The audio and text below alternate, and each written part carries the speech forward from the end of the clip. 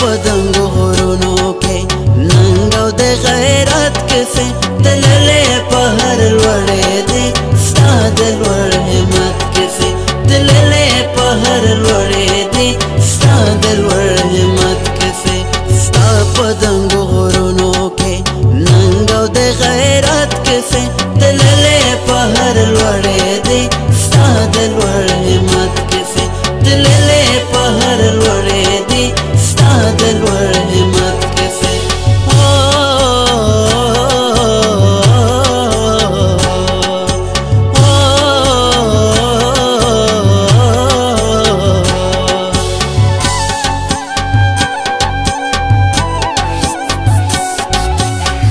زور دے پسندنوں کے شور دے پموجنوں کے وائی پسندروں کے استاد لوی عظمت کیسے زور دے پسندنوں کے شور دے پموجنوں کے وائی پسندروں کے استاد لوی عظمت کیسے ستا پدنگو غرونوں کے ننگو دے غیرت کیسے تللے پہر لوڑے دی ستا دے لوڑ همت کیسے تللے پہر لوڑے دی ستا دے لوڑ همت کیسے ستا پدنگو غرونوں کے ننگو دے غیرت کیسے تللے پہر لوڑے دی ستا دے لوڑ همت کیسے تللے پہر لوڑے دی ستا دے لوڑ همت کیسے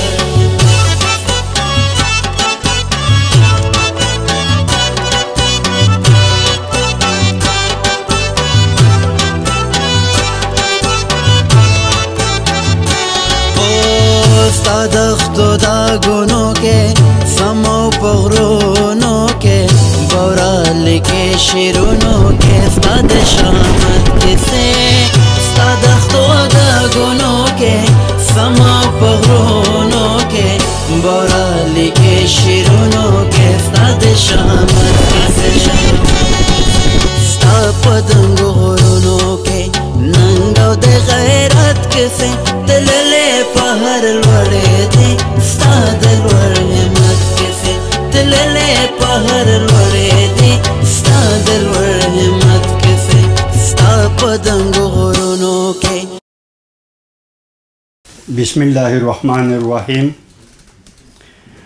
ډیرو محترمو معززو مشرانو استادانو پوهانو کشرانو ورونو د نننۍ علمي غونډې درنو برخوالو السلام علیکم ورحمت الله وبرکاته.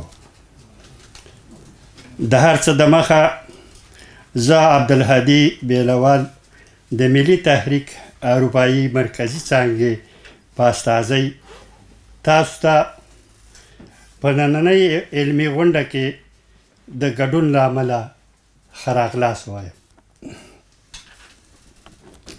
دا غونډه چې د پوهان ډاکټر محمد اسماعیل یون په ویاړ نن په ډنمارک کې د اغوس په ښار کې ترتیب شوې ده.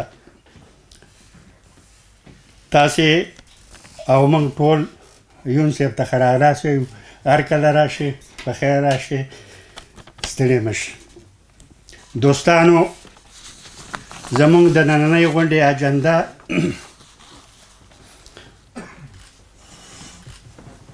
په لاندې شکل باندې ده.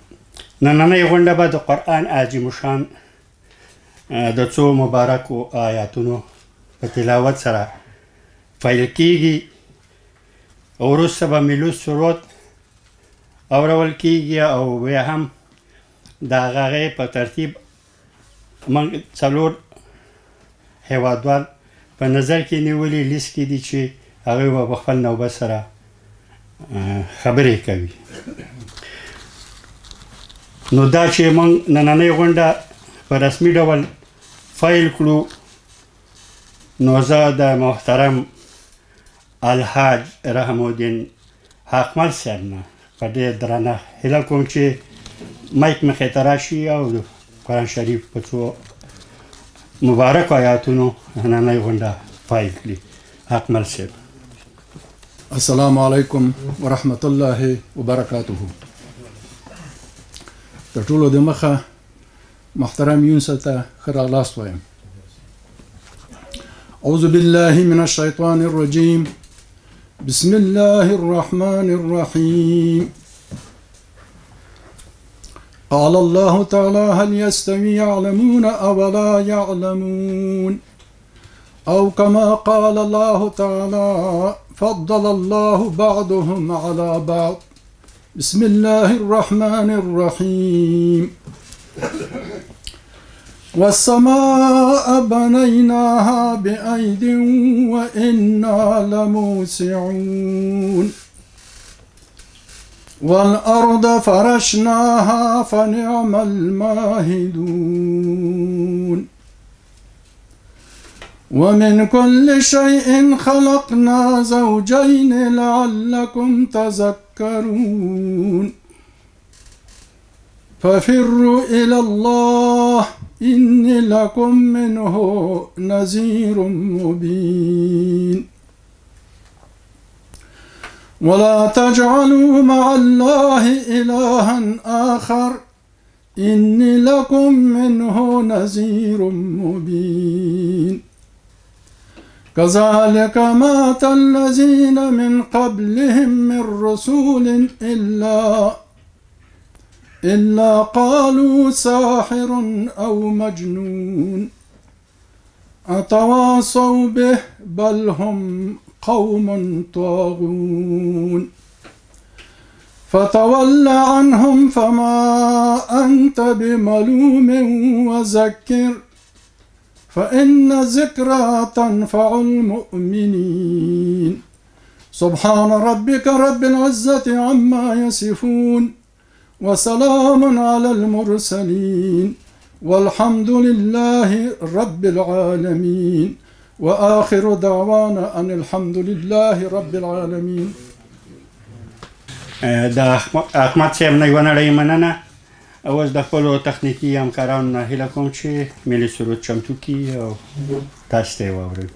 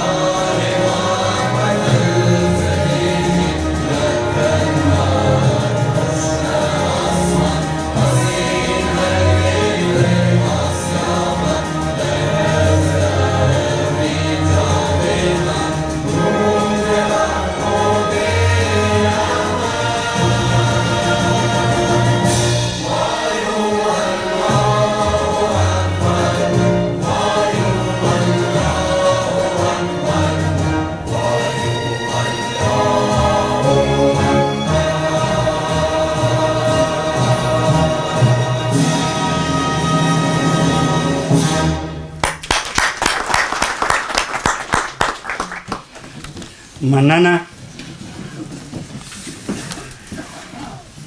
د غونډې په دې برخه کې د ملي تحریک ډنمارک څانګې محترم مشر ښاغلي رحیمي صاحب نه په ډېر درنه هیله کېږي چې مایک مخې ته راشي او خپله ارزښتناکه علمي وینا تاسو ته واوروي. رحیمي صاحب.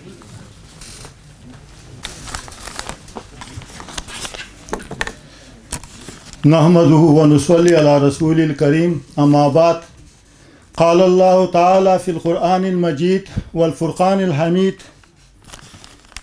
يا أيها الذين آمنوا قوا أنفسكم وأهليكم نارا. أما بعد قال رسول الله صلى الله عليه وسلم خير الناس من ينفع الناس. زما د زوریدلی وطن، زما د کړیدلی وطن ټولو درنو مشرانو او کشرانو السلام علیکم ورحمت الله وبرکاته. مخکې له دې چې موږ 15 دقیقې وخت ټاکلی د وخت پابندي باید وکړو، که موږ د یونسیا په فکر باندې او په سوچ باندې د قرآن او حدیث په چوکاټ کې رڼا واچو نو دا ساعتونو باندې هم نه خلاصیږي. خو زه مخکې د ته د شعر په ژبه باندې ښه راغلاست ورته وایم او یو دوه بیتونه ورته ډالۍ کوم مخکې د دې نه چې په دې آیات باندې مختصر رڼا واچوم. د وطن په درد درمن ستړی ستومانه ستړی مشي، د وطن په درد درمن ستړی ستومانه ستړی مشي، د هر مظلوم د زړه آواز یا ستر افغانه ستړی مشي، ستړی مشي په خیر راغلی ځورېدلي ګران وطن نه، ستړی مشي په خیر راغلی ځورېدلي ګران وطن نه، که راته وکړي یو کیسه د شین لغمانه ستړی مشي. نه د خوب نه د آرام شته د مظلوم ملت آوازه، نه د خوب نه د آرام شته د مظلوم ملت آوازه، شپه او ورځ سر په سفر او سرګردانه ستړی مشي، د وطن په درد درمن ستړی ستومانه ستړی مشي، د هر مظلوم د زړه آواز یا ستر افغانه ستړی مشي. که څوک پوه شي په معنا د اناتوینه کل کوثر، که څوک پوه شي په معنا د اناتوینه کل کوثر، د علم پوهې خاوندان دي ستا په قدر ښه خبر، چې درانه سرونه ورته ټیټ شي، چې درانه سرونه ورته ټیټ شي، د شکېدلي ګریوانونو کې څه چل دی. ډېرو محترمو مشرانو، ما چې کوم آیات ستاسې په حضور کې تلاوت که دا د سورت تحریم 28مه سپاره 6 آیات یو برخه ده، ځکه په دې باندې 15 دقیقو کې موږ څه نشو ویلی، ځکه مخکې ما وویل چې 15 دقیقو نه باید موږ د وخت کنټرول او وخت باید مراد کو. الله فرمایي چې یا ایها الذین آمنوا قوا انفسکم واهلیکم نارا. یا کسانو تاسې ایمان راوړی تاسې خپل قوم، خپل ملت، خپل وطن د ټولو بدبختیو نه ورته نجات ورکړي. لکه څنګه چې محترم یون صاحب د انسانیت، اسلامیت او افغانیت بنیادي خیدی نن هغه کار ته ملا تړلې ده چې دا الله جل جلاله د هغې حکم کړی دی چې تاسې خپل وطن، خپله خاوره د موجوده ټولو مشکلاتو نه ورته نجات ورکوي، هغه که د اقتصاد په برخه کې، هغه که د سیاست په برخه کې. مګر نن موږ په اقتصاد باندې غږیږو چې خپل وطن څنګه جوړ کړو. دا زمونږ دپاره ډېر ضرور دی، دا د الله حکم دی چې تاسې خپل قوم، خپل ملت، خپل وطن د موجوده ټولو ناخوالو نه ورته نجات ورکوي. او حضرت محمد مصطفی صلی الله علیه وسلم فرمایي چې خیر الناس من ینفع الناس. بهتر د ستاسې نه هغه څوک دی چې هغه خیر انسان ته خیر ورسوي. موږ څومره په دې باندې په خپل ژوند کې فکر کړی دی؟ آیا موږ دې ته متوجه شوي یاستو؟ ما محترم یون صاحب سره د جمعې په شپه خبرې وکړلې، ما ویل دا ډېره مشکله ده چې ته هغې د نراکت راکې او بیا دلته په 1 بجه په غونډه کې برخه اخلي. ما ته وایي دا بې تفاوته ده، دې ته وایي د وطن درد. آیا موږ سره په اروپا کې د دغې درد احساس کړی دی؟ موږ څومره په دې فکر کړی دی چې یو انسان په زرهاوو کیلومتره د وطن در خوب ته نه پرېږدي، د وطن در هغه آرام ته نه پرېږدي. ها د وطن لیونۍ مینه ده. رحیمي ستا په درد رنځور وطنه، رحیمي ستا په درد رنځور وطنه، نن شو هر زخم ستا ناسور وطنه. یون صاحب به د کوم ناسور مخه ډب کي، یون صاحب به د کوم ناسور علاج وکړي، مګر دا موږ او تاسې یاستو چې د یون صاحب ملاتړ وکړو او په خپل ملاتړ هغه ته طاقت او قوت وبخو. دا هله کیدی شي چې موږ او تاسې په عمل کې دا ثابته کړو، دا نه چې زه دا ما دا کړي دا کړي تاسې کړي دي. راشه په عمل کې ثابت کا چې موږ د یون صاحب څومره ملاتړ کولی شو. زما وخت پوره شو، نور ستاسې وخت نه نیسم، 15 دقیقې وخت و. په همدومره باندې که موږ هم سوره وغږېږو بیا هم کمه ده. ولې که تاسې د یونیسف سره اختلاف لرئ پروا نه کوي. دا سیاسي اختلاف موږ خلقي د پرچمي او اخواني د جمعیتي د ټول سره موږ یو بل لرو، دا موږ ته په میراث کې پاتې شوي دي. مګر یونیسف کوم پیغام تاسې ته راوړی دی، د هغې پیغام تاسې ملاتړ وکئ، د هغې پیغام په چوکاټ کې د یونیسف کومک وکئ. دا یوازې د یونیسف افغان نه دی، دا زموږ او ستاسې ټولو وظیفه ده. زما نیمه دقیقه پاتې ده، ځکه وخت پوره شو، نور ستاسې وخت نه نیسم. د ژوند په ټولو چارو کې محترم یونیسف ته بیا ښه راغلاست وایم، ورسره دروند مېلمه ته، او د ژوند په ټولو چارو کې محترم یونیسف ته، تاسې ټولو ته زه د لا بریا په هیله باندې، مګر موږ په کلکه باندې ورسره ولاړستو، د خپل د سر نه، د خپل اولاد نه، د خپل مال نه ورسره تېرو، د ده فکر او سوچ ته موږ احترام کوو. وما علینا الا البلاغ.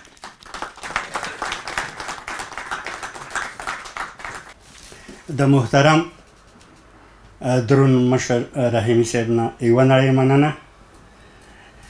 د غونډې په دې برخه کې اوس د ملي تحریک ډنمارک څانګې د مشرتابه غړي محترم باورا زماني صاحب نه احترامانه هیله کېږي چې مایک مخې ته راشي او خپله علمي بیانات تاسو ته واوروي. باورا صاحب.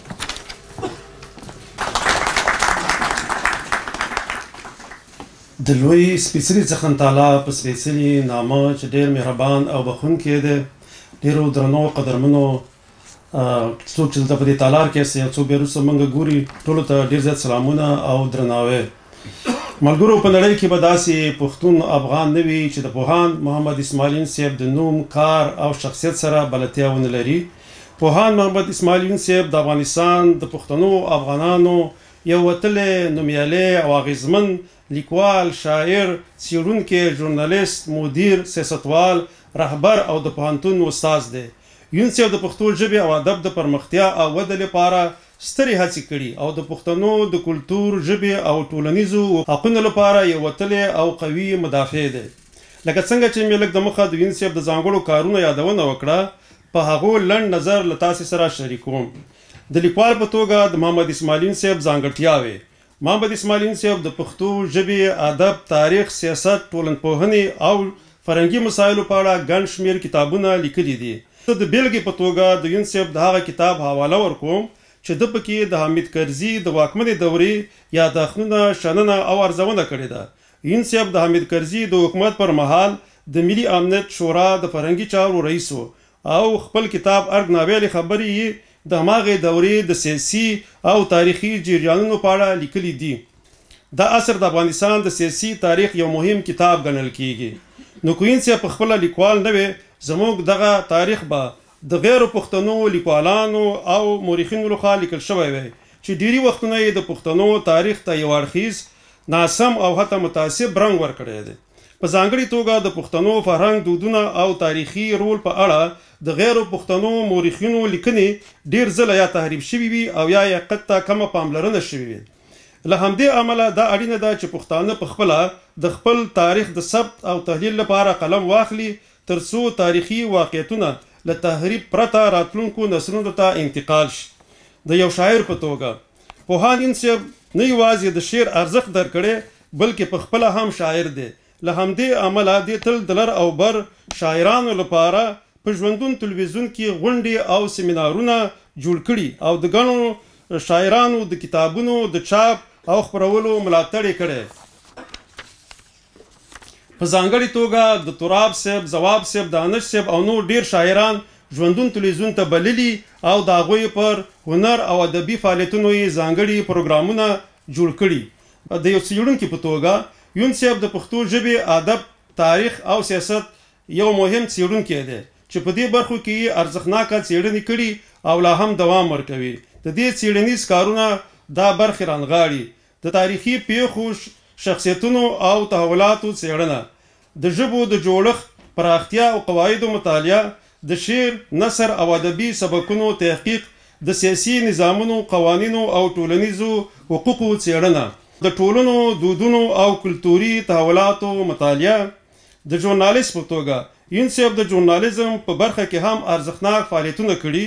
هغه د شمشاد، هیلي او کابل پوهنتون مجلو مدیر، د قلموال جریدې د امتیاز څښتن، د یو شمېر نورو مجلو د کتونکو ډلې غړی او د ژوندون تلویزیون بنسټ ایښی دی. د دې هڅو د پښتو ژبې د ژورنالیزم ته نوی رخ ورکړی او ګڼ محلي او ملي موضوعات د رسنو له لارې انعکاس کړي دي.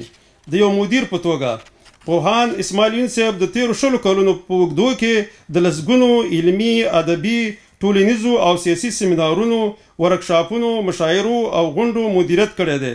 سربیره پر دې هغه د ختیځو ولایتونو د بیړني لوی جرګې د غړو د ټاکنو بهیر هم په مؤثره توګه تنظیم او مدیریت کړی دی. د هغې مدیریتي وړتیاوې د مختلفو برخو د تنظیم او رهبرۍ لپاره ارزښتناک رول لري. د یو سیاستوال په توګه یون صاحب د یو سیاستوال په توګه ملي هویت، پښتو ژبې او د افغانستان سیاسي ثبات ته ژمن پاتې شوی دی. د دې سیاسي تحلیلونه دولتي مسؤلیتونو او ملي بحثونو له لارې خپل سیاسي رول لوبولی دی. د لوی افغانستان غوښتونکي او د لر او بر د افغانانو د یووالي لپاره علمي هڅې کوونکی دی. یون صاحب تل د پښتونخوا سیاسي فعالانو ته د ژوندون تلویزیون له لارې غونډې او بحثونه برابر کړي. هغوی ته یې د وینا فرصت ورکړی او د دوی میلمه پالنه یې کړې ده. یون صاحب د ملي تحریک بنسټګر او رهبر دی چې افغانانو د حقوقو، هویت او ملي یووالي لپاره یې مبارزې کړي او لا کوي یې. د یو رهبر په توګه محمد اسماعیل یون صاحب د یو رهبر په توګه د پښتو ژبې، ادب، کلتور، تعلیم او سیاست په برخو کې مهم او اغیزناک رول لوبولی دی. د دغه مشري د ملي هویت، فرهنګي شعور او سیاسي تحلیلونو له لارې څرګندېږي چې د پښتنو افغانانو د یووالي، ژبني پرمختګ او سیاسي بصیرت په وده کې مهمه ونډه لري. د پوهنتون د استاد په توګه د پوهان یون صاحب تدریس نه یوازې نظري بلکې تحلیلي، څیړنیز او نوښتګر دی.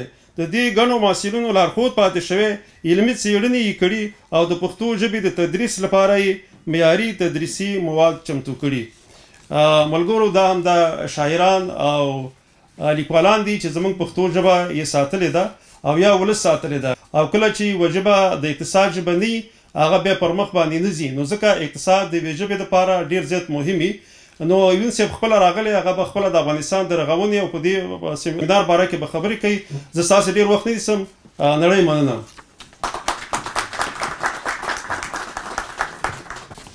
د محترم بورا زمانی صاحب نه یوه نړۍ مننه. دوستانو او ملګرو، دا چې زموږ او ستاسو دغه علمي غونډې ته یو داسې شخصیت اوس راغی او زما سترګې پرې ولګېدلې چې هغه په افغانستان کې زموږ د غریبو، یتیمو، بېوزلو، په زرهاو د محتاجو خلکو یو سرتوری دی. هغې ته ښه راغلاست وایم. دهقان صاحب، میرصاحب دهقان صاحب مهرباني وکړه چې دا دوستان دې وګوري. میرصاحب دهقان، تاسو هر کله راشئ. دهقان صاحب ستړي مه شئ، ستاسو ملګري دي هم ستړي مه شي، هر کله راشئ. درنو او محترمو دوستانو او د غونډې ګډونوالو، د غونډې په دې برخه کې پوهندوی آصف بهان صاحب ته په ډېر درنښت بلنه ورکوو چې راشي او خپله علمي وینا تاسو ته واوروي. بهان صاحب. مننه. ټول ستړي نه شئ. یون صاحب او نور درانه مېلمانه دي، ستړي نه هر کله راسئ. یو خو د مسؤلینو نه مننه چې دغسې غونډې جوړوي او اساسي خبرو ته د خلکو پام راوړوي. او بل دا 15 دقیقې وخت که یو څه لنډ و تنګ د سړی نشي کولی چې خپل حداقل د زړه خبرو سرلیکونه ووایي. په هر صورت په پیل کې زه غواړم دا عرض وکړم چې د ما لپاره شخصا د یون اسماعیل یون نوم له ابتکار یا نوښت سره جفت راځي. یا بهتره ده ووایم چې د ده کارونه ټول له نوښت سره مل دي، چې یوه بېلګه یې همدغه ده چې نن دلته سره راټول سوي او په دې غږېږو. په دې ستونزو رڼا اچوو چې څنګه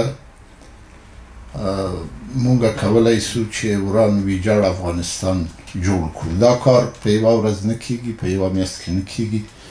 دا اوږده پلانونه، اوږد تفکر او ډېره لویه حوصله غواړي.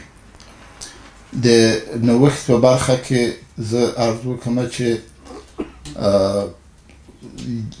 زه چې راووتم د ما ځای ناستی یونس په پوهنتون کې هغه کارونه چې یون وکړه او له دې ځای نه موږ یې ننداره کوله هغه ټول له نوښت سره مل وو.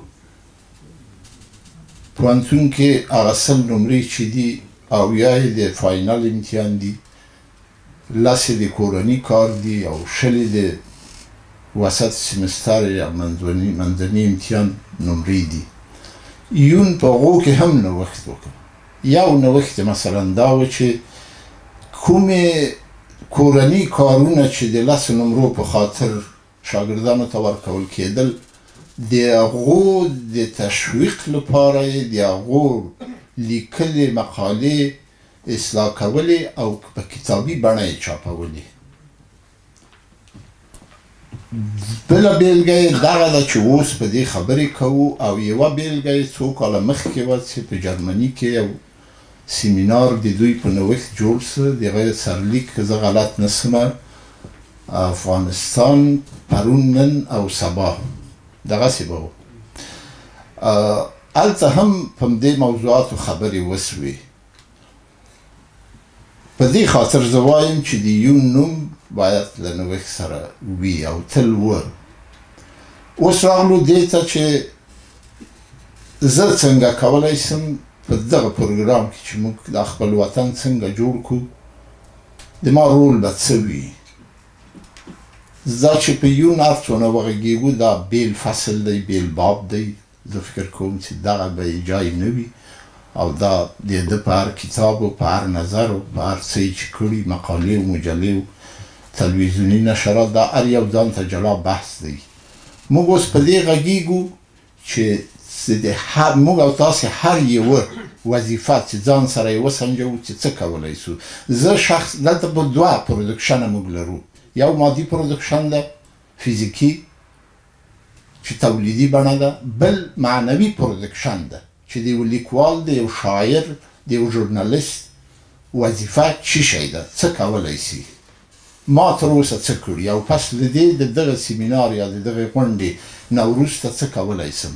راځئ همدغه نن ځان سره ووایو که 3 میاشتې بعد، 6 میاشتې بعد یا 1 کال بعد دې ته ورته کومه غونډه موږ جوړوو او کار ارزیابي کوو، هلته دې بیا هر څوک ووایي چې د 1 کال په اوږدو کې موږ څه کړي دي.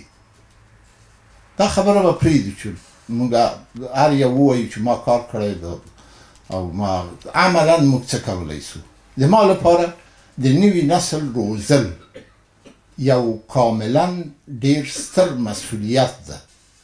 هغه که په صنف کې د لکچر ورکولو له لارې ده، که د مقالو او کتابونو لیکل دي او یا د شعري ټولګو خپرول دي یا په ژورنالیزم کې کار کول دي.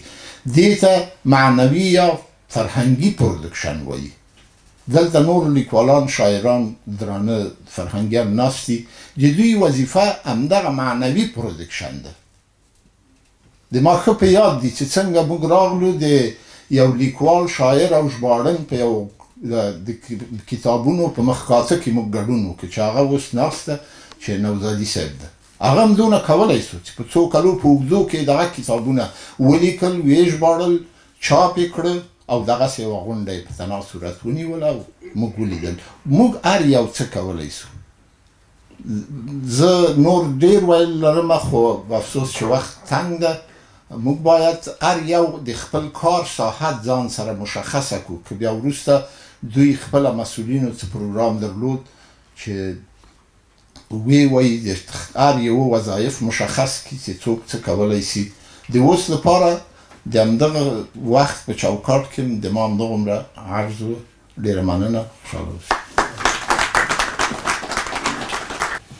د بهان صاحب یوه نړۍ مننه. اوس نوبت رسیږي زموږ یو پیاوړی غښتلی دوست او ملګري میرویس نواز خوستی صاحب ته چې میک مخې ته راشي او خپله وینا تاسو ته واوروي. خوستی صاحب.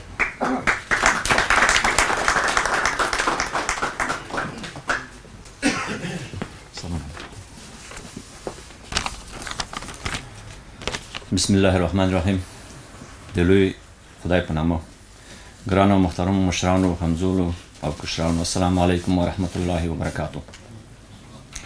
نن ورځ موږ ته لوی ویاړ دی چې زموږ په منځ کې د قدرمن استاد پوهاند محمد اسماعیل یون حضور لري. د هغه راتګ زموږ لپاره د خوښۍ او افتخار ځای دی.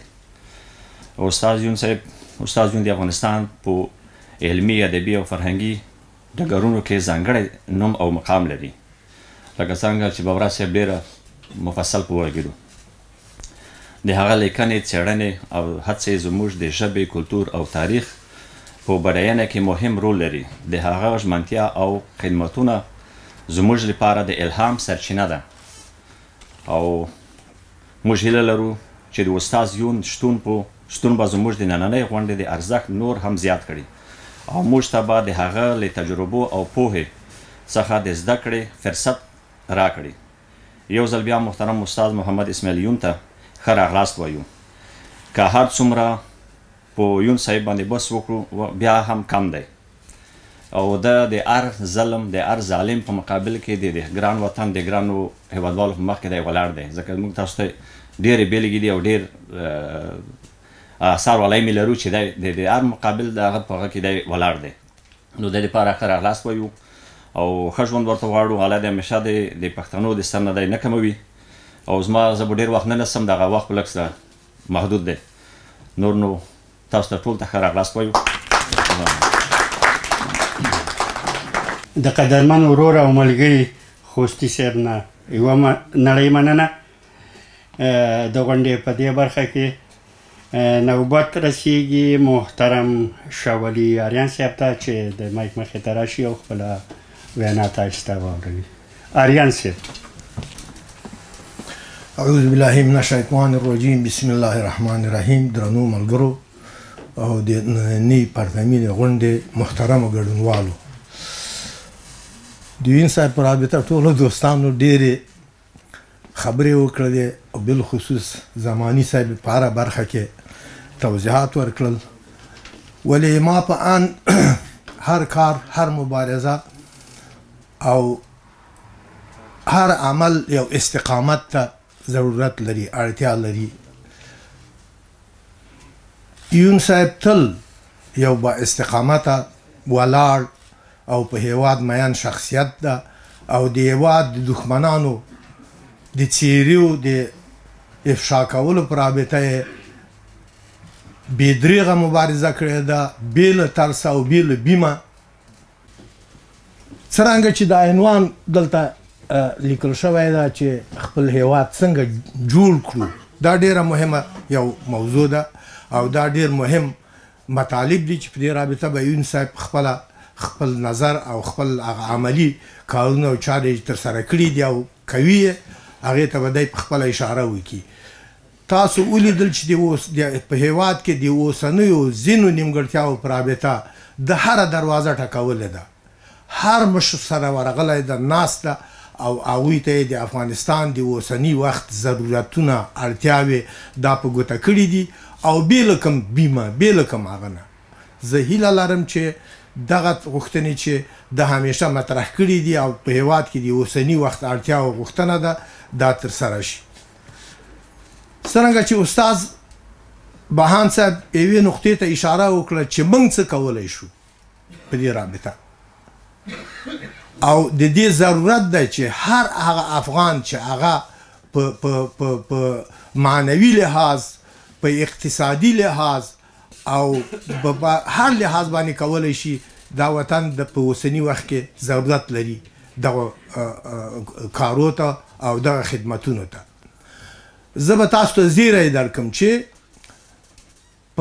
د بهرمیشتو افغانانو یو نړیواله شورا چې د دغې شورا زه منشي یم، موږ وشو کولی چې په دغه اوسني شرایطو کې چې په افغانستان کې نسبي امنیت موجود و، موږ یو کمپنۍ تشویق کړله چې دا کمپنۍ په افغانستان کې سرمایه ګذاري وکړي موږ رهبري هیات او شخصا زه هم لاړم چې هلته عملا موږ ځینې پروتوکولونه او قراردادونه امضا کړل بالخصوص په اول قدم کې چې انرژي او برق ډېر هیواد ته اړتیا ورته درلودله هیوادوالو او موږ د 1040 میګاواټه برق پروتوکول دغه کمپنۍ چې موږ تشویق کړې وه د دې کمپنۍ له لارې او د برق او انرژي د وزارت له لارې امضا شوه چې عملي کار یې دا اوس په هرات کې د 100 میګاواټه سولري برق کار عملي شروع ده.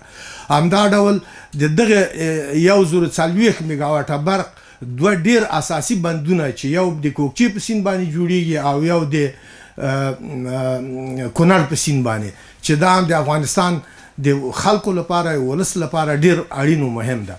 موږ ټولې ستونزې دوستانو په دې کې دي چې هیواد مو وروسته پاتې ده، هیواد کې مو اقتصادي ستونزې دي، هیواد مو اقتصادي ستونزو سره مخامخ ده. دا اوس د ملګرو ملتونو د احصایې سره سم 20 میلیونه افغانان د ولږې له سونامي سره مخ دي، 15 میلیونه ماشومان په ډېر بد حالت کې قرار لري.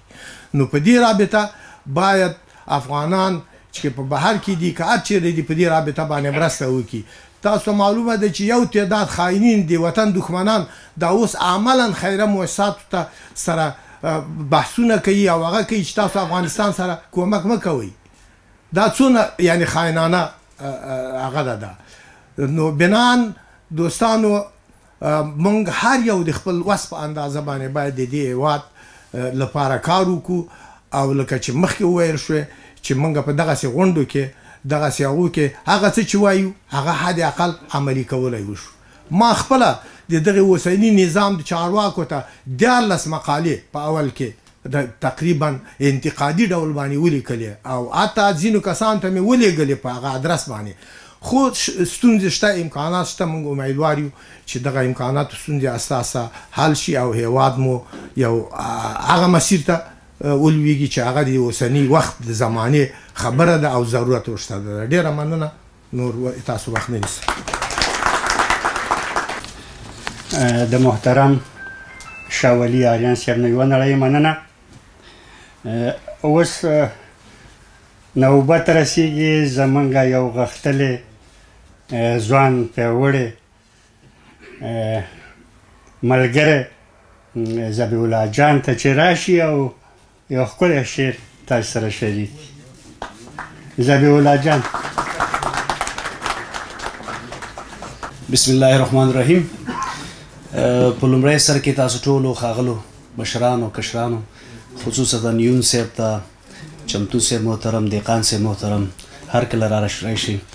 یو پارچه شعر دی چې بورا صاحب لیکلی دی، البته هغه وخت چې کله په کوزه پښتونخوا کې جرګه کېدله نو بس خدای دې وکړي چې ستاسو د ټولو د پام وړ وګرځي. زما لرو برته د جرګو سره، زما لرو برته د جرګو سره، ژوند کړي پښتانه تل د پښتو سره. د لر او بر افغان لویه جرګه کړئ، د لر او بر افغان لویه جرګه کړئ، امونه تر ټکه فیصله کړئ، اواره پښتنو دا مسله کړئ، غږ د ازادۍ د تل وسو سره، ژوند کړي پښتانه تل د پښتو سره. پښتون چې بې اتفاقه دی محکوم دی، وژل کیږي قتل کیږي لا مظلوم دی، نصاب کې د پښتو ژبې محروم دی، بې پښتو تل درومي له پردو سره، ژوند کړي پښتانه تل د پښتو سره. ښه دا بل فرد دی چې قاتل فوز ستاینه کړي ګلخانه، قاتل فوز ستاینه کړي ګلخانه، وژلی ستا پښتون دی پټانه، بې واکه بې اختیاره یې نادانه، تل به وي پښتون د پښتنو سره، ژوند کړي پښتانه تل د پښتو سره. پښتو پښتونولي زمونږ شان دی، یووالی د پښتون مو یو ارمان دی، فکرونو کې مې لوی افغانستان دی، بورا د پتمنو میړنو سره، ژوند کړي پښتانه تل د پښتو سره. ډېره مننه، ډېره مننه. د محترم ذبیح الله جان نه یوه نړۍ مننه.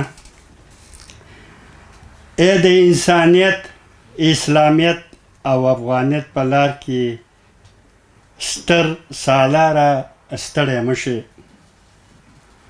د انسانیت، اسلامیت، افغانیت په لار کې ستر سالاره ستړی مه شي.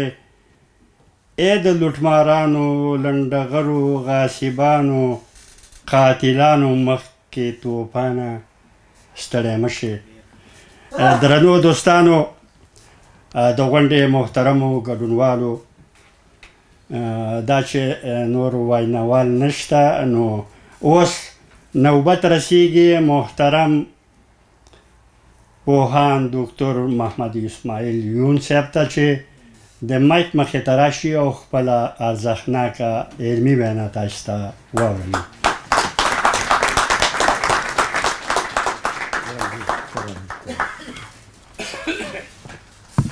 بسم الله الرحمن الرحیم. ټولو مشرانو ته درناوی، سلامونه، احترامونه.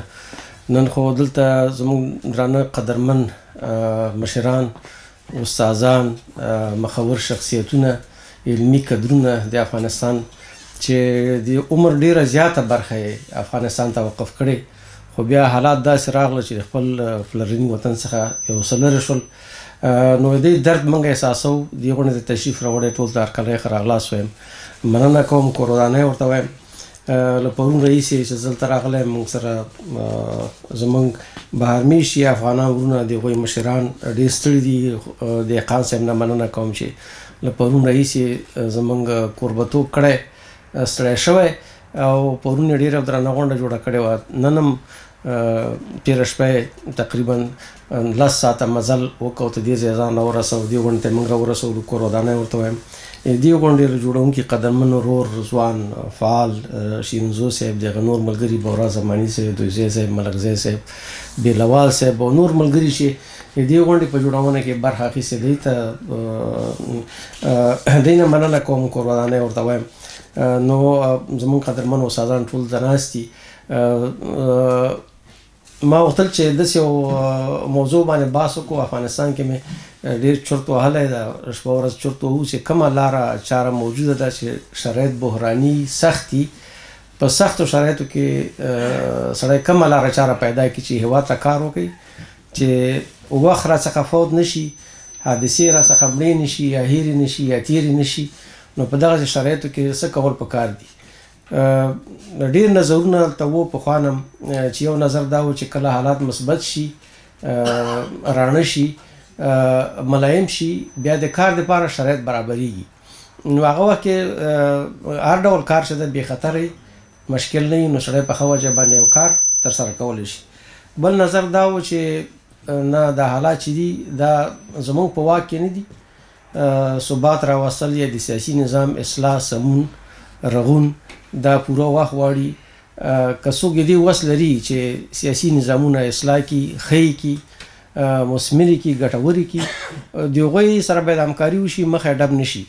خو که چېرې داسې مجال نه وي چې د سیاسي نظام په اصلاح او سمون باندې زور نه رسېږي، نو یا نور کارونه چې د ژوند ضرورتونه دي هغه همدې ته معطل کړو، منتظر کړو، که نه کار ورسره وکړو.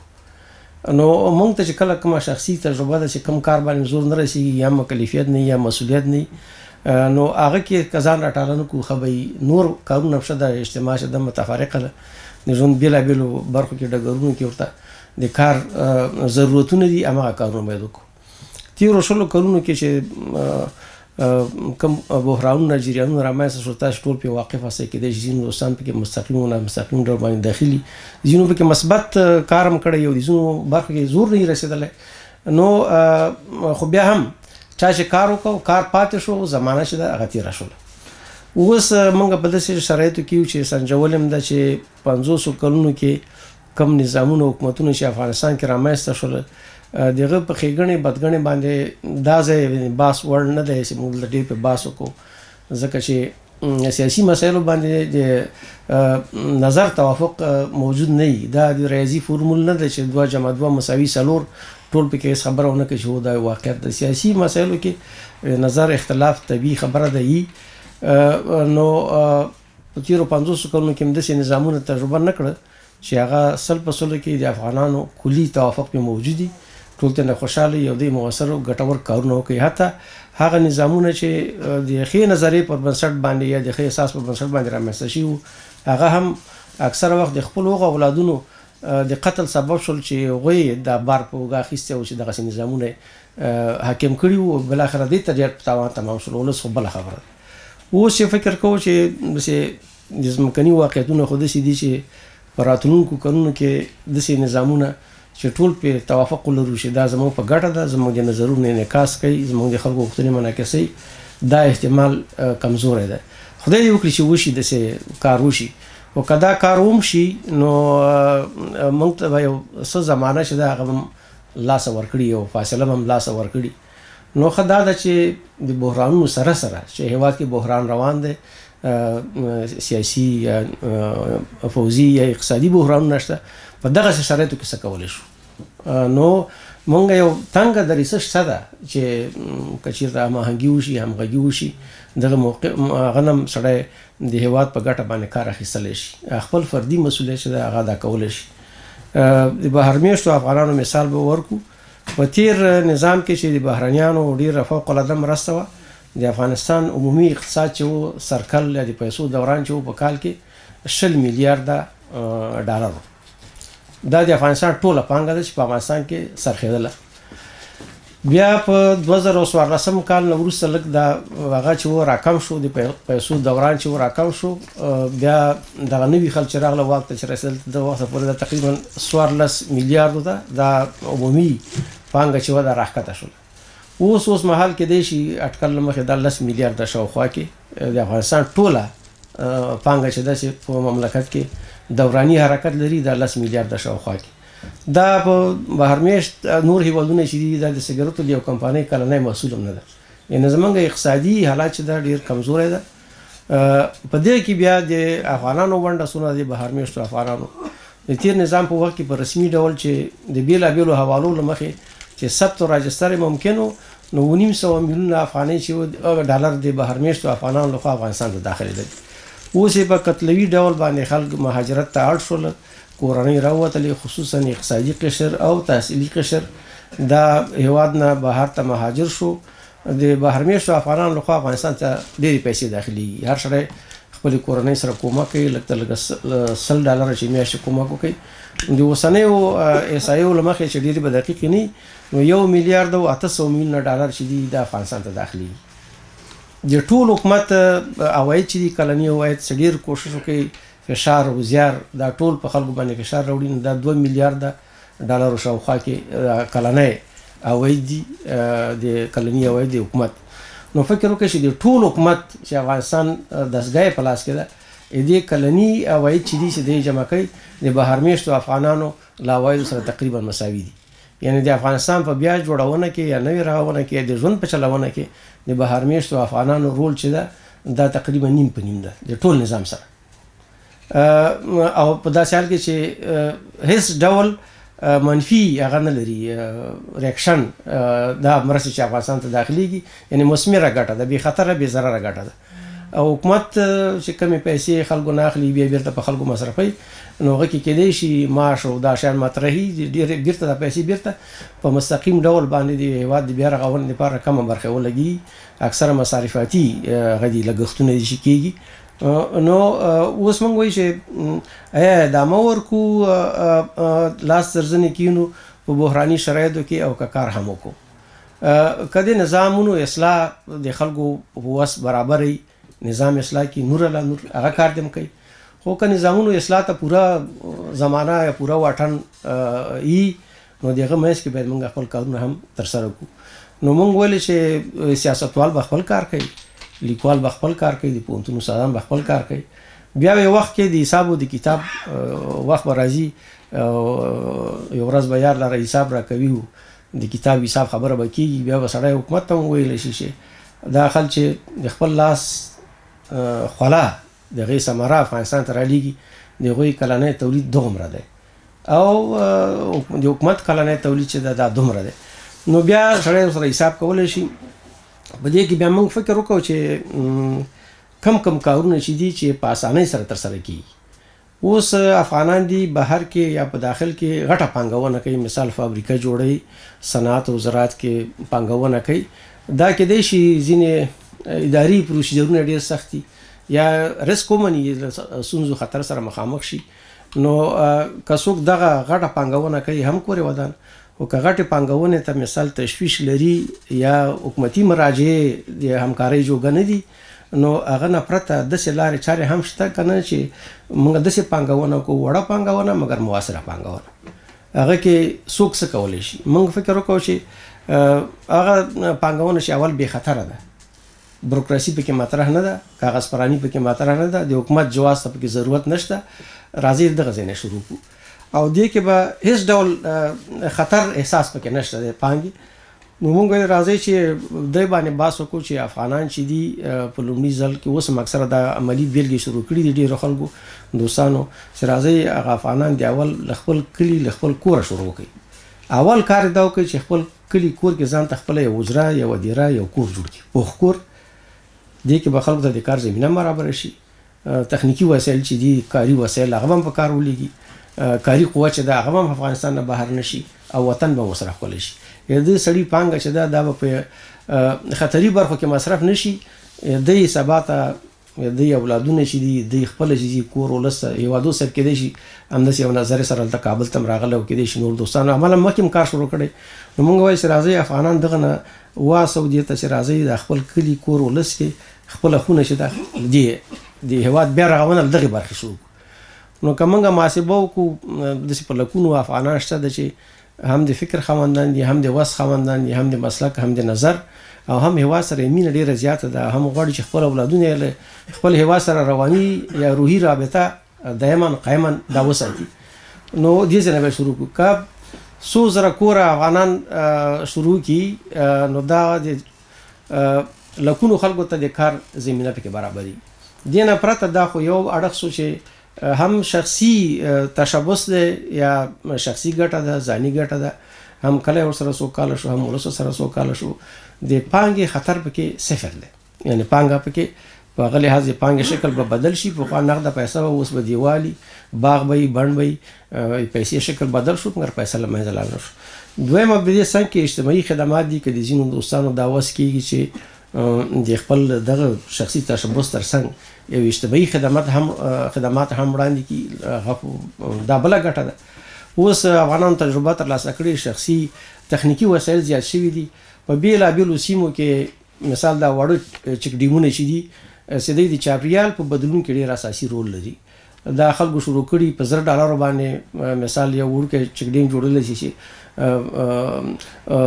په لکونو هکتاره او په لکونو لیتره اوبه ذخیره کولی شي، متره مکعب اوبه ذخیره کولی شي. دا ټول چاپېریال سره بدلېږي. ځمکې لاندې منابع چې دي اوبو د افغانستان ډېر په زوال کې روان دي. کابل ښار کېدای شي که غم یې ونه خوړل شي بې جنګه سقوط شي، ځکه اوبه په دومره سرعت سره لاندې روانې دي چې بېرته د اوبو دوم ځل لپاره استعمال افغانستان کې نشته، یو ځل استعمالېږي.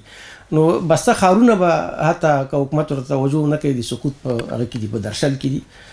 یو فاجعه رامنځته کېږي، محیطي فاجعه.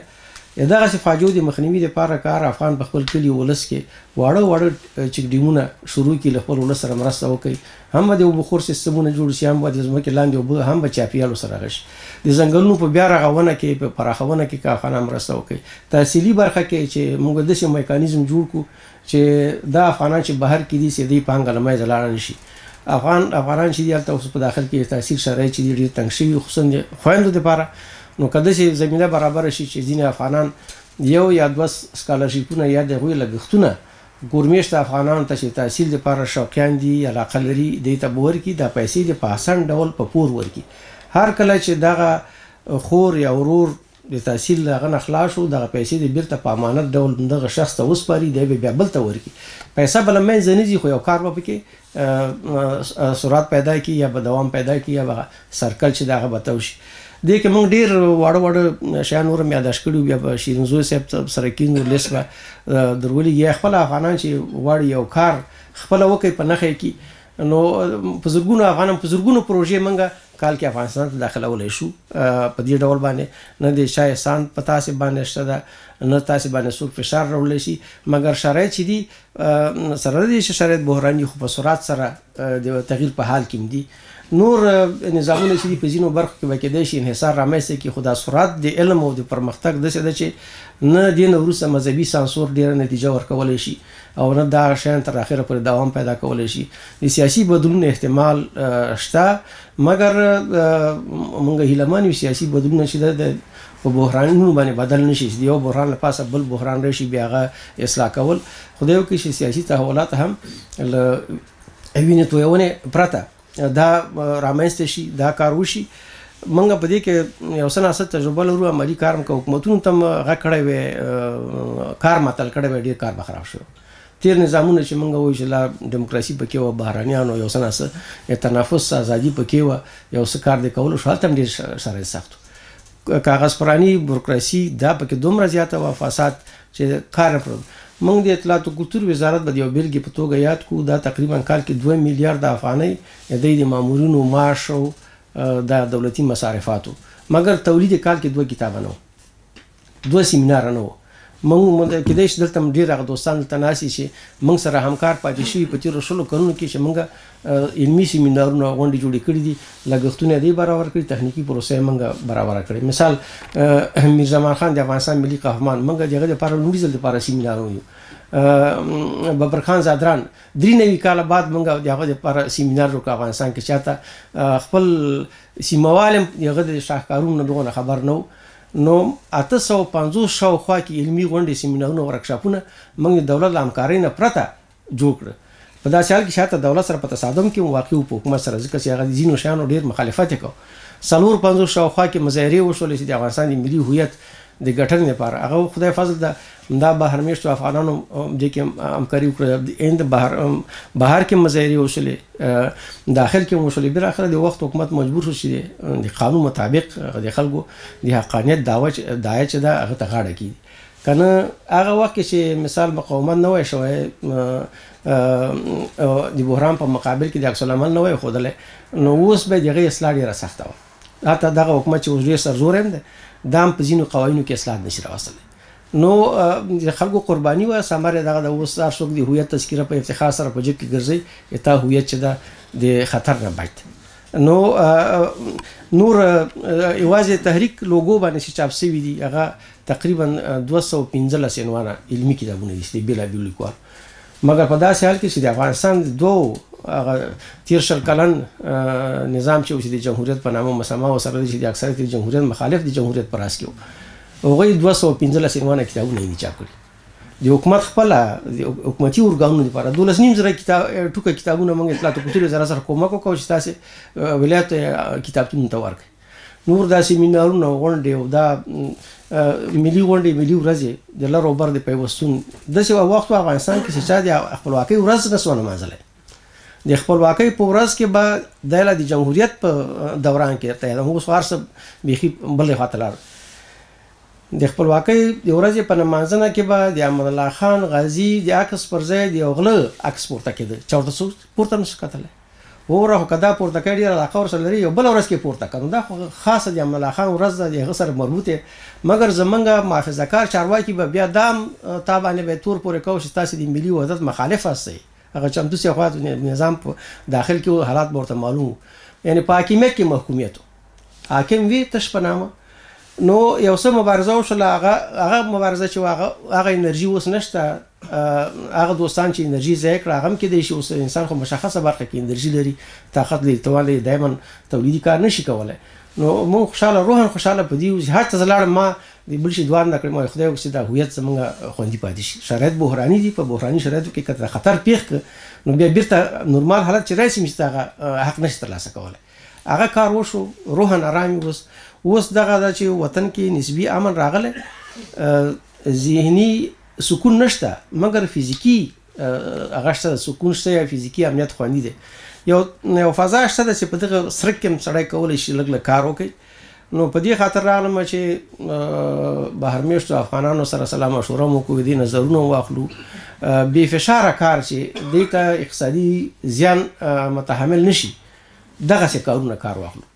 یو پکې موږ دا نیولي چې راځئ اول خپل کلی خپل کور څنګه آباد کړو، بیا هغه نه وروسته اجتماعي خدمات دي، څوک کاریز جوړوي، څوک چک ډیم جوړوي، څوک اوبخور سیستم جوړوي، څوک چاپېریال ساتنې دپاره ځنګلونه یې حق کوي، څوک خپل باغونه جوړوي.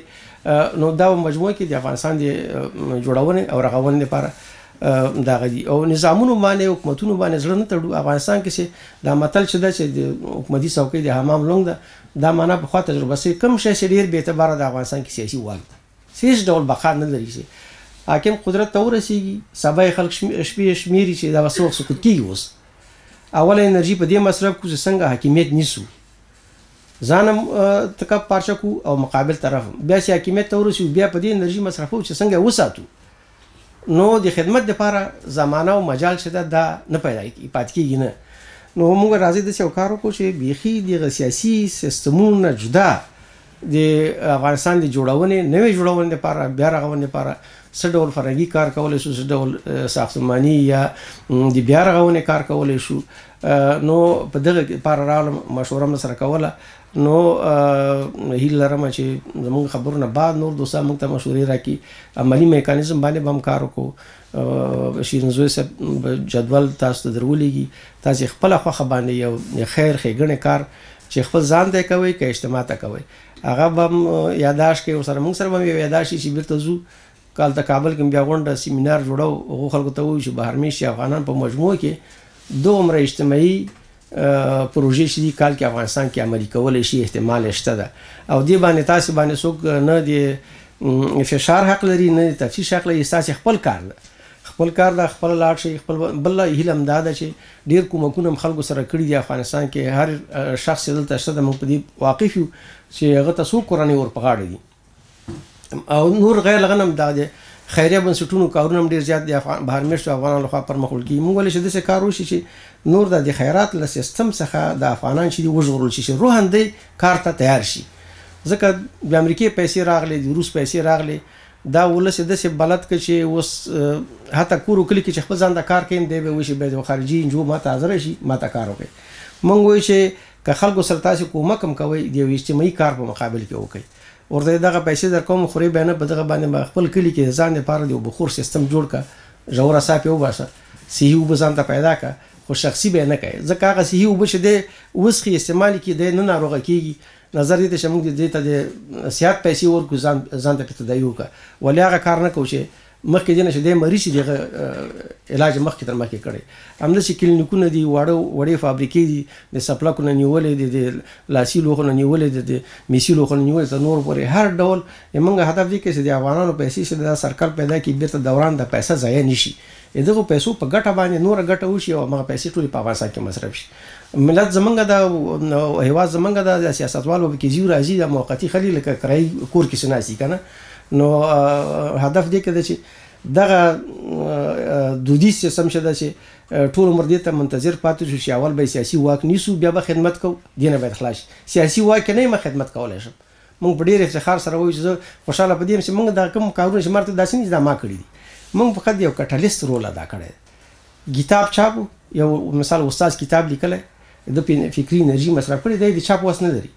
یو بل دوست هغه اقتصادي پانګه لري، هغه زکات خیرات باسي. موږ سره د جاریه صدقه د کتاب دغه چاپ مصرف ورکړ، هغه د چاپ مصرف ورکړی، د لیکلی موږ فقط مطبعې ته وړی، د کتاب چاپ کړی بیرته ولس تقریبا 400 شاوخوا کې دا واړه کتابتونونه شي د کلیوال ته دې ته موږ اجتماعي د خدماتي فرهنګي کارونه ورسولي، کتابونه ورته ورکړي. ټول دوستان هغه دوستان چې اوس خپله په انفرادي ډول خپله کتابونه چاپوي هغوی موږ ته راوړي چې دا واړه هغه چې دي کتابتونونه چې دي په کلي ولس کې یا په ولسوالیو کې دې ته باید خدمات ورسیږي. نو تاسو موږ نه ډېر ښه پوهېږئ په دې ځای کې دا نوی ساینس او ټکنالوژي دا شیان چې را روان دي دې نه باید استفاده وکړو د افغانانو د هغه دپاره هڅونې دپاره. علم انشاءالله چې نور چې دا مذهبي انحصار نه وځي، څوک یې نور کنټرولولی نه شي، په چټک سرعت سره هر څه پر مخ روان دي، نړۍ بڼه بدلېږي. نو موږ هم د نړۍ هر بدلون سره ځان ورته برابر کړو، ځان تیار کړو. نور ډېر وخت نه نیسم، بیا به سره کې نو دا خو ډېرو شپو را راشه چې یو بل نه خبر شو، یاره په یو شپه ډېرو شپو خبرې نه شي.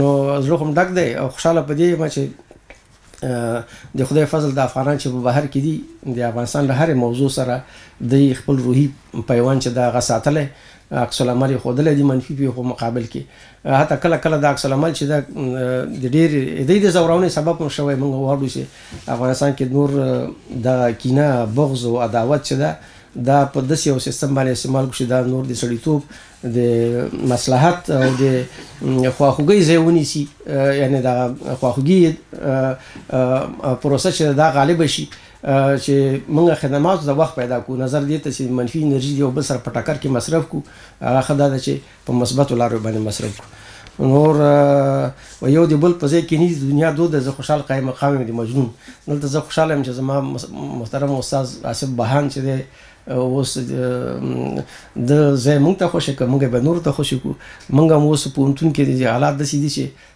لږ ترخه غوندې و ګزاره ورسره ډېره سخته وه موږ هم یو کال دپاره بې معاشه رخصت هیله کړې ده بیا دوی ویل چې نه پوهېږم دا بې معاشه رخصت چې د شریعت کې شته که نه شته خو دغسې مسله وه موږ ویل چې نو کار به کوو په دغه شرایطو کې چې دا اوس ده دلته کتاب به مې راوړی دهقان صاحب یو نمونه هلته د کابل پوهنتون د ماسټرۍ پروګرام فکر کوم او د نړیوال شاهکارونه یو 600 مخه کتاب د ماسټرۍ دپاره ما لیکلی او تدریسیږي 1214 عنوانه کتابونو پورې موږ د کابل پوهنتون د ماسټرۍ د ډاکټرا او د لیسانس دورې دپاره دا چاپ کړي دي کې خپله محصلین تقریبا 215 محصلینو لیکنې چې دا راټولې چې منظمې شولې مرسته چې وکومه کې چې اکثره د بهر میشتو افغانانو لخوا ټول حکومت دا کار چې مقایسه کې ټول حکومت اوسني حکومت د تیر کال په بهیر کې 15 عنوانه کتابونه یې چاپ کړي او نو که اوس موږ ورته منتظر پاتې شو ته به ښه کېږي ته به اصلاح کېږي نو دا کار خو پاتې شو دا کتابونه چې دي دا اوس په پوهنتون کې عملا تدریسیږي دا یو نمونه وه کتاب څه د محصلینو لیکنې وې څه د استادانو لیکنې وې موږ سره منظم یې کړې ډیټ هم کړې د کومک د دې خاطر چې افغانستان کې اقتصادي حالت چې د ښه نه دي نو بهرمیشتو افغانانو هم هیله وکړه چې دا کتابونو په چاپ کې مرسته وکړي هغه کتابونه چاپ شول نو دغسې غواړو چې دغه سرکل ته دوام ورکړو او د شکل دوراني حرکت خپل کړي چې د حکومتونو له همکارۍ حتی له مخالفت سره سره موږ خپل کار ته دوام ورکړو نو بیا هم ستاسو په خدمت کې یم بیا به سره کینو ځینې خبرې چې دلته افاده نه شوې یا زموږ له حافظې نه ووتلې هغه به بیا سره په تماس کې اوس تخنیکي وسایل زیات دي د هر افغان چې دې له خاطره چې یو هغه شي د تخنیکي کار اسانه شي هره مشوره شي تبادلې دپاره به شیرینزوی صاحب او رازماني صاحب نور ملګري چې دي دوی به یو نیټورک جوړ کړي هر افغان چې افغانستان دپاره کم کار کولی شي فقط تاسې یاداشت کوي بیا که د هغې توضیح ته شی دپاره هغه ضرورت و موږ به موضوع تشریح کوو یا ته که دې کار په مقابل کې کم خنډ موجود دی هېواد په داخل کې موږ چې هلته یو داسې نه ده چې فشار نشته فشار یو موږ ویل چې دغه فشار باید وزمو افغانستان کې روحاني قشر حاکم دی اوس روحاني قشر چې ده دا د دنیایي چارو او د هغه ترمنځ یو څه فاصله لري دوی خو د هغې دنیا په علم کې ډېر بند دي که نه دا دنیا چې ده او دا همدې کې لږ هغه دي څه ورته نمرې پوره نه دي نو موږ وایو چې د روحاني قشر او د روشنفکره قشر ترمنځ د یو پله حیثیت چې دا هلک ته لکه نور شنوس کو دا پیغام خو ورسه ورته دې ځای واټن شته ده بهرمیشتي افغانان چې خصوصا سوشل میډیا کې فعال دي او هلته چې داخل کې دي دې ترمنځ واټن څه چې ډېر زیات تضاد موجود نو افراط دواړو خواو کې تقریبا شته نو موږ وایو چې دغه افراط او تفریط چې دا باید ختم شي او وسط ته په همدې خاطر افغانستان کې پاتې شوي یو او یو څه ناڅه ترخې خبرې هم زغمې دواړو طرفینو او هغه یو چې دی مثال چې ډېر بهر کې د افغانستان له حالاتو خبر نه دي نو هغه فکر کوي چې دا کابل کې څوک دي دا به ټول سل په سلو کې ملایان دي طالبان دي هره خبره چې دی کوي بس نه دي که نه دا ځکه ته پاتې دي او نو یو هغه دا ده بیا هلته چې بهر کې هلته چې څوک داخل کې دي هغې نو بیا په بل لاس باندې سواره دي هغې وایي چې دا خو وتښتېدل دا داسې کړو بس دا هغه نو بیا بل شی ده که نه هغې ته قناعت ورکوه نو موږ د دوو دنیاو ترخیص یو هوایي دهلیز کې د یو ځمکې لاندې تحت الارض ده د دغسې خلکو ترمنځ دا فاصله چې کمی دا پوره زحمت غواړي زیار غواړي دی کې به کنځل هم زغمي دی کې به سلیاوي زغمي خو دا ټول هم کړي دي یعنې ځان هم روحن ورته اماده کړی نو دوام به ورکوو ستاسو مرستو همکارۍ ته. هغوی هلته کابل کې ننګرهار کې مې یو ځای ځایګاه هم جوړ کړی. هر افغان چې راځي کېدلی شي مالته هغه به دیری نور د خپل هېواد کې خپل ګرځي. هره پروژه چې د خوښه شوله هر ځای کې چې د وس رسېده لاس رسېده هماغه دې وکړي. راشئ خپل هېواد ته. د بجلۍ په تارونو د خدای په کارونو کې چې ګوتې ونه څوک سره غرض نه لري. هلته چې د ملایانو پاجۍ کې ګوتې ونه وهې نور څوک سره غرض نه لري. تا سره ګرځه لر و بر ګرځه خپل کار کوه خو دوی په کار کې به مداخله نه کوي ځکه چې دوی خو نو اوس بل هغه کې دي که نه. او مونږ خیر ده مونږ اوس کنسلو باندې ورسره روږدي شوي بلد شوي که مونږ ته کنسل مو کې پروا نه کوي که ټاپه مو لګوي دا شی. ما یو غټ جهادي مشر ته وویل ډېر اوله درجه تاسې ټول نوم اخیستلو ته ضرورت نشته. ما ولې 50 کاله د مبارزه وکړه 20 کاله د جهاد وکړه 100 د کتابونه چاپ کړي اسلام ته. تا ته د مسلمان په سترګه نه ګوري. مونږ خو دې فیصله سیکولر خلک یو مونږ مر روا ده نو هلته حالات دغسې کړکېچن دي خو دې سره سره به حالات چې ښه شي بیا به مینه کوو خو اوس ګزاره د زړه په وینه کوو. دا دي نو بیا ډېره مننه کور ودان دا چې دلته پوهېږم د وخت په نزاکت باندې چې دلته خلک څومره مصروف دي راټولېدل د خلکو له کار نه ځان ایستل دا اسانه کار نه د 15 افغانانو چې په یو ځای باندې راټول شي دا غټ غنیمت ده. نو پرون د خان صاحب په قربتوب باندې نوراني صاحب په همکارۍ باندې ګڼو افغانانو هلته په هالند کې غونډه جوړه کړې وه. نور سره په ټلیفون کې په تماس کې دي. وخت کم دی خبرې زیاتې دي نو تاسو ټول نه مننه کور ودانۍ. بیا به سره تماس کیو. زما د واتساپ نمبر چې ده هماغه پخوانی دی چې کله افغانستان کې ټلیفون نه پیدا شو زما نمبر مغه ده نو نمبر بدل نه یم نو توکل په خدای. بیا به سره په واتساپ لرم تماس کیو. خو دلته چې دا شیرینزوی صاحب زماني صاحب نور ملګري چې دي د زماني ټول دلته یو بل سره همکاري دی. یو نیټورک د دې سره دې په ذریعه به تاسو سره په تماس کیو مستقیم ډول تماس کیو. او هر پیغام چې او هلته که مثال شخصي خدای نه خاصه کومه ستونزه دوست او یار ته څوک یې په عذابوي داسې نه چې زموږ ډېر زور رسېږي خو غږ مو رسولی شو درسره تللی شو د هر حاکم مخې ته رسره ودرېدلی شو منطق و دلیل ورسره ویلی شو. نو بیا د هغوی غاړه باندې چې زموږ حقیقي خبرو ته غاړه نه ږدي نو هغه کار کولی شو په ډاډه زړه باندې راځي خپل هېواد ته. دا وطن چې دا یوازې د ملایانو نه ده. ملایان زموږ په ټولنه کې شلم قشر ده نو هغوی د خپل کار کوي. موږ ورسره دا خبرې هم کړي دي چې تاسو ته خو هلته امتیاز شته ده دوی امتیاز لري هغې دنیا کې دغه کې د خلک پرېږدي چې خپله ګزاره وکړي که نه دواړه ځای مه خلئ که نه. چرسي ته نه پوښتنه کړې چې ملا صاحب دا دنیا ښه ده که هغه دنیا وایي دا خو هغه ده دارالفنا ده هغه چې دارالبقا دلته حورې دي غلمان دي شیدې دي مستې دي پیره وایي دا خو ډېر شیان ورته ویلي خو چرسي ورته ویلي چې نو ملا صاحب چې دا هغه دنیا دونه ښه ده خو دا اخی ته دا خرابه یې موږ ته پرېږده دلته خو پرېږده دا چرس خو پکې آزاد و خو دې ته موږ نه پرېږدې که دا دې نیولي هغه دې نیولي دا موږ دا خبرې ورسره هغوی سره کړي. او برعلا ورته ویلي چې ژوند هم داسې لنډ او تنګ ده خو دا کېدای شي 15 کاله یا 10 کاله نور انرژي ولرو نور به ختم یو نو په 10 کالو کې دا بېغیرتي نه قبلو شي د ولس د ګټو خلاف چا سره کوم حاکم سره ودرېږو او کار به کوو انشاءالله چې هلته هم ډېر مثبت خلک شته. فکر کوئ چې داسې نه ده چې دا کم تصور عام تصور ده هغه خو ځینو ځای کې تنګ نظره خلک چې دي که حاکمیت کې و که نه و د ښځو تعلیم مخالف و دا شی و مګر مثبت انرژي مثبت هغه هم شته. او بلکې چا په زور باندې د سیستم د اصلاح دپاره لاس بري مونږ خو مخالفت نه کوو ودې کوي خو مونږ وایو چې وینې دې نه تویېږي ډېر وطن ستړی دی د انسان د اصلاح وړ ده. هغه چا چې پخوا یې د مکتبونو د مخالفت کوو هغه نن د مدني فعال په توګه په کابل کې څرګند دي. همدغه سلسله مخکې هم روانه وه نو دلته به بیا دې ته هم زمانه چانس ورته ورکړی شي. خلک د تحول په حال کې دي خو ټایم به لږ خرچه به راځي که نه دا شی به کېږي. نو ډېره مننه کور ودان. السلام علیکم ورحمت الله وبرکاتو.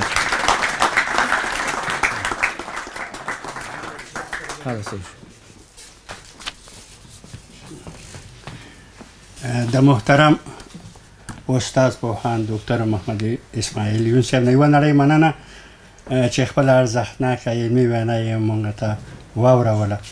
دوستانو که تاسو کوم یو سوال لرئ د یون صاحب نه کولی شئ چې خپل سوال مطرح کړئ. یون صاحب دلته ولاړ دی تاسو ته به جواب درکړي.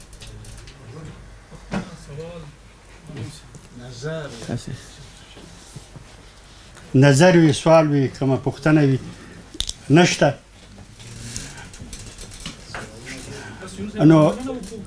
نو دا چې کوم نظر پوښتنه د یون صاحب نه نشته نو اوس هغه د زه خو به د آریان صاحب خبره کوم. آریان صاحب کابل ته راغلی او که نه دنه مننه کو دغه د عملي کار یو موږ چې زړه کې تېرېده هماغه ګام یې اخیستی. دغه کار ته باید دوام ورکړي چې دا انرژي چې د افغانستان کې دا ډېر مهم ضرورت ده. هغه کومو خلکو چې د سره ژمنه کړې زه فکر کوم چې هغه تعقیب کړي پسې او چې یو برخه عملي شي. سروبي کې یو برخه د سولري انرژي هغه شوی عملي شوی او همدغه هدف زموږ دغه شی ده چې دغه پروژې هغه شي. کور دې ودان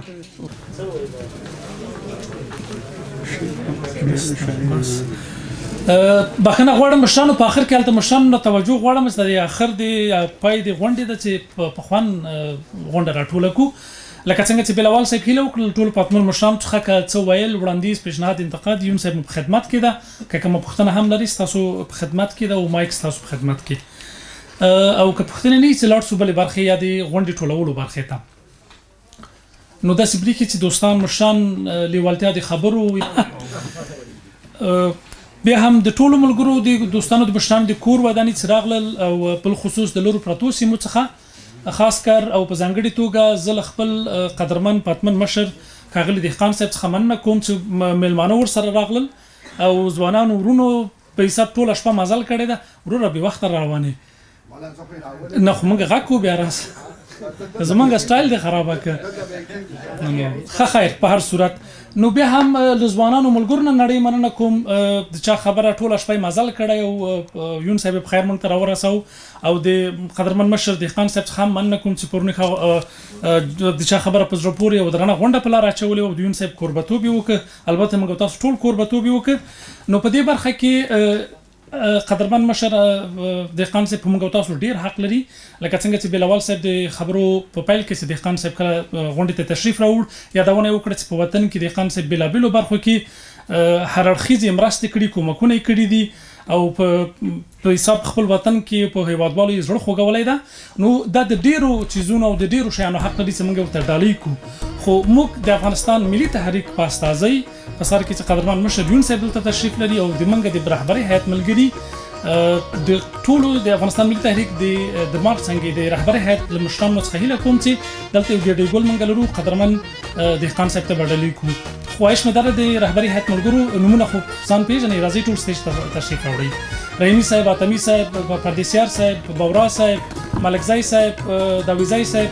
خواهش مې داره چې د افغانستان ملي تحریک د مارچ څنګه په استازولۍ او د پرس کې قدرمن مشر شکر د تشریف لري د ټولو په استازۍ به دهقان صاحب ته ګېډۍ ګل ډالۍ. مشرانو عکسونه واخلئ کامره کوي که بېلوال صاحب ټول دغه کوي خو ته هم به دې کوي که نه دا ګل راواخلئ یون صاحب ګل هم درواخلئ. یو افغان شو سره یو افغان شو سره داسې چې دوی افغانستان شو سره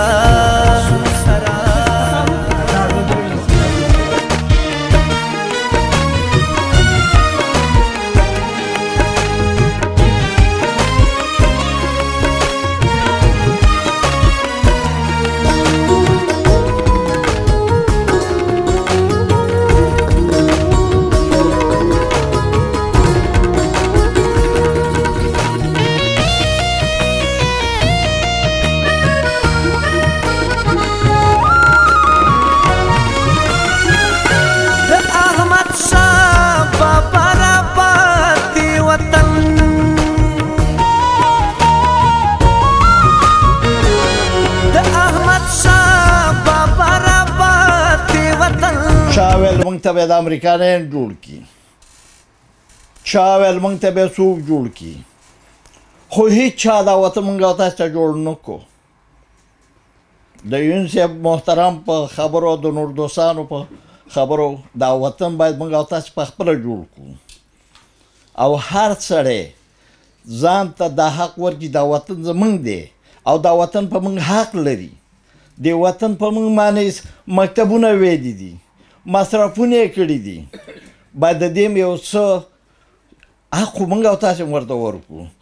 زه نه یادوم ما خپله زه یو ډګروال وم سابق او په قرض باندې اروپا ته راغلی یم او دلته مې کار امات د خپلو بچیانو خپله ما کړی دی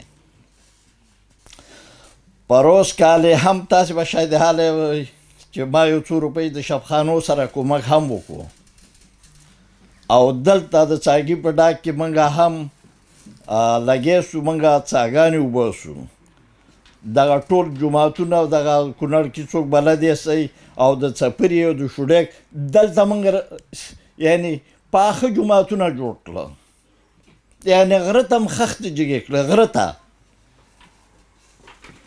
دا نو ډېره سخت کار دی چې غره ته په آسونو په بېادبي ما په خرو باندې هم خښتې ویوړې او وطن ته سفرې ځای ته دغه خښتې ویوړې او هلته هم پاخه جوماتونه جوړ کړه دا د چا دا په دې خاطر باندې دا وطن په موږ او تاسې باندې حق لري او د دې وطن که ډېر ونه کړی شو لږ یو څه حق یې موږ او تاسې ورکړو او دا د بل چا په تبه باندې کینونو هغه پخوانی یو متل دی وایي قچۍ ګوته مې جاړی اوس به بابا غوښه ډوډۍ راوړي دا به موږ له امریکانیان بیا څه جوړوي او روسان بیا څه جوړوي او پاکستانیان بیا څه جوړوي او ایرانیان بیا موږ له تاسې له څه جوړوي او دی دا څه لوبې موږ او تاسې باندې ونه کړئ هره لوبه په موږ او تاسې وکړه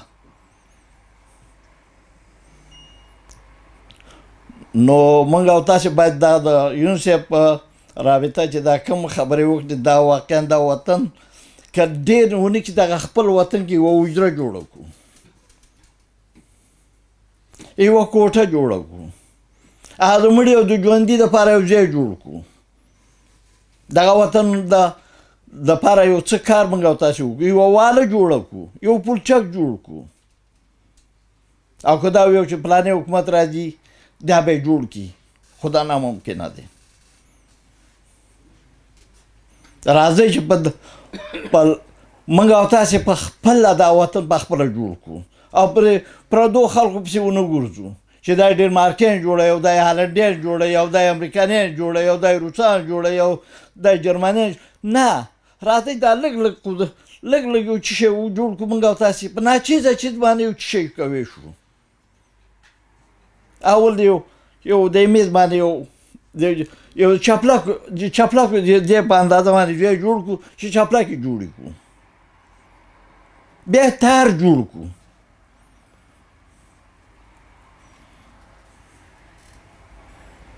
او که موږ او تاسې ویو چې دا غټې فابریکې جوړ خو نه شو کوی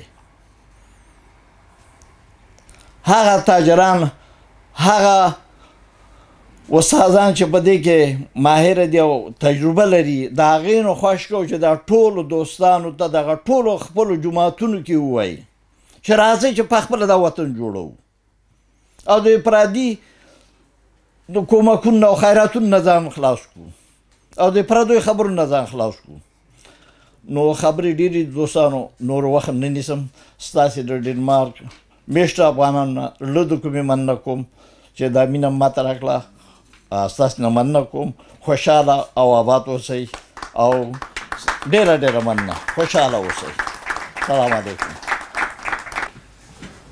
د قدرمن پتمن مشر رئیس صاحب څخه نړۍ مننه کورې ودان نو د غونډې آخري شیبې دي په دې برخه کې زه جای لري چې له مشرانو څخه بیا هم زه مننه وکړم په ځانګړې توګه راځي دا ځوانان باید موږ هم تشویق کړو ګرچې زه هم تر اوسه زوړ نه یم زه ځوانانو په جمله کې راځم خاص کر شریف الله دویزی چې د دې ساون په برخه کې ډېره هلې ځلې کړي نو کورې ودان د دویزي صاحب د کورې ودان وي په لویه کې د افغانستان ملي تحریک د ډنمارک څنګه د رهبرۍ هیات د ټولو ملګرو د کور ودان وي ځکه نومونه اخلم دلته اوږد لست کېږي او په ځانګړې توګه د کوربه ښار د اغوس په دې کې د څلورو مشرانو نه به ځانګړه مننه وکړم ښاغلي دویزي صاحب څخه ښاغلي غلام سخي ملکزي صاحب څخه ذکریا خان پردیسیار او نعمت الله خان زماني څخه موږ تاسو ټولو ګران ده نو بل ملي تحریک ډنمارک څنګه د اروپا په سطحه که په د ډنمارک په سطحه بیلابیلو دوو سترو ښارونو کې لکه کوپنهاګن او اغوس کې کمې سترې غونډې چې نیولي کوم پروګرامونه چې په لاره اچولي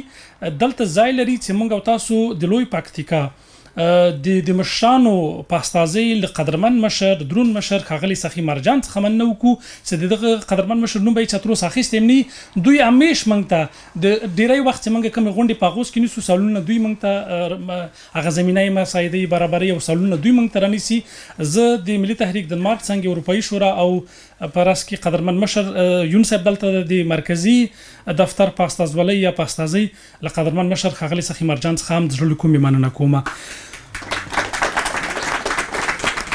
قدرمنو مشرانو د غونډې پای شیبې دي. په دې اخر کې زه د ځینو پتمنو مشرانو نومونه اخلم، هغوی به دلته تشریف راوړي او کومه لونګۍ چې هغه زموږ وراره وخته بیړه یې وکړه لونګۍ دلته راوړه، هغه به موږ قدرمن مشر پتمن مشر یون صاحب ته ورته په سر کړو.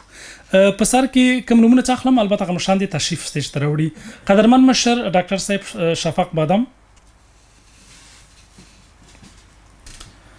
قدرمن مشر ښاغلی ډاکټر صاحب سخي مرجان، قدرمن مشر خواجه رحمت کریم رحیمی، زموږ ستاسو البته د خیر موږ کورنۍ یو غړی دي پکې. قدرمن مشر ښاغلی استاد ګلا جان، درون مشر ولسوال صاحب عثمان غنی،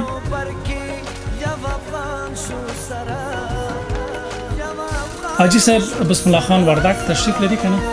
او حاجی صاحب ولته ښکاره کیږي. دهقان صاحب هم نن ډېر په تکلیف کو. حاجی صاحب دهقان ستړی یم د ټوله شپې مزل کړی. حاجی صاحب نوزادي، قدرمن نوزادي صاحب، پتمنو مشرانو یعنی باور وکړئ چې دغه ټول مشران زما سر او سترګې اصلي زه به هم په بڼو کېنومه، خو دغه موږ هڅه کړې چې یعنی هغه مشران موږ راواخلو تشریف راوړي، یعنی د ټول سالون په استازولۍ دا پتمن مشران موږ راغوښتي. یو نوم به بل هم زه پکې اضافه کړم، یعنی زما زړه غواړي چې ټول مشران دلته راوغواړم، خو جای هم تنګ ده او بل رقم بیا هغه یا عکس واخلو په پای کې، یعنی په دې معنی نه ده چې تاسو زړه کې څه ونه ګرځي، ټول موږ ته قدرمن یاستئ، ټول موږ ته پتمن یاستئ، ټول موږ ته زموږ سر او سترګې او مشران یاستئ. ښاغلی ننګ او له رضای نه راغلی. نړۍ مننه، کورم ودان هېوادو صاحب عکس اخلي، هېوادو صاحب خدای خپل عکسونه اخلي، وایي هېوادو صاحب هم راوغواړم الپې دغه عکسونه به اخلي، هغه خپل اصلي کار کوي. راځئ هېوادو صاحب تاسو هم تشریف راوړئ، هیله ده.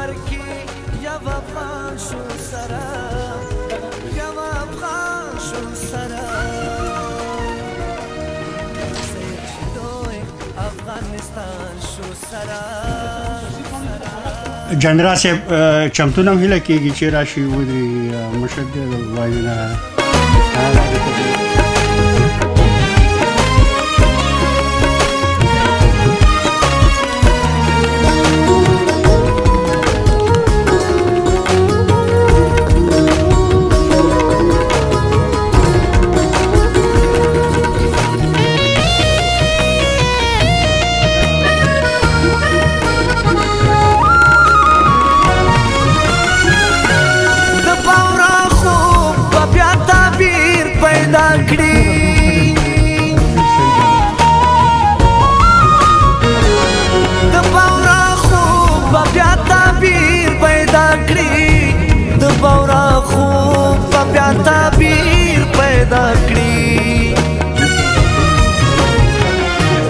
بیا یو ځای په دې جهان شو سره،